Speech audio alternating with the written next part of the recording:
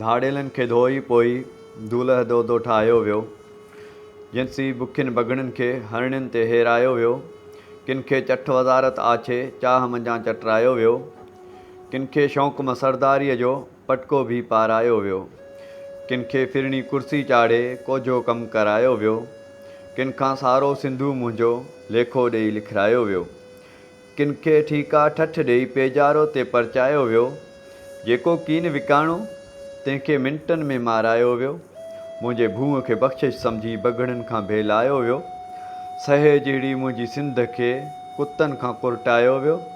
कहिड़े ॾोह में आख़िर मूंसां हेॾो कीस करायो वियो। कहिड़े ॾोह में आख़िर मूंसां हेॾो वैल विहायो वियो।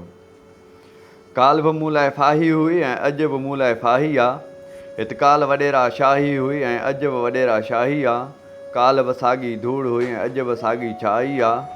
सिर्फ़ु वॾेरा शाही पंहिंजी सूरत बि बदिलाई आहे। काल बि ओताकनि ते गेले मुंहिंजा पटका लाथा विया। थाणनि घाणनि मंझि घुराए तोक ॻिचीअ में पाता विया। काल बि मुंहिंजी नगरीअ में न्याणियुनि जूं पोतियूं लीरूं थियूं। काल बि मुंहिंजे जोधनि लाइ ज़ेवर ॼण ज़ंजीरूं थियूं। काल वॾेरो विरची मूंखे मारे मारूं ॾींदो हो। संद कुटे पोइ सहकी हू सिंधीअ में गारियूं ॾींदो हो। मुंहिंजी नगरी हाणे नओं हर वर्दी पोश वॾेरो आहे। जंहिंजू मुंहिंजी वस्ती वाहण घाट घरनि ते घेरो आहे। अशराफ़ ऐं इज़तदार उन लाइ ॼण को नथू खैरू आहे। चुगली खोर ऐं चापलूसनि जो हुनजे दर ते देरो आहे। हीउ कंहिंजो पटको लाहे थो कंहिंखे गुम कराए थो।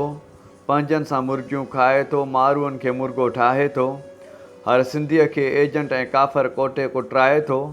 पापियुनि जो हू पगमट आहे पर हीणनि खे ही साए थो। कब्ज़ागिरी किरता हुनजी हर कंहिं चीज़ खे चाहे थो। सारा लैंड हमारा है ये वाक वॾे वरजाए थो।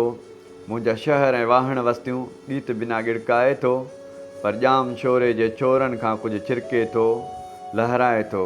आहे वॾेरो साॻियो पर ही ॿोली ॿी ॻाल्हाए थो। आकाश अंसारी।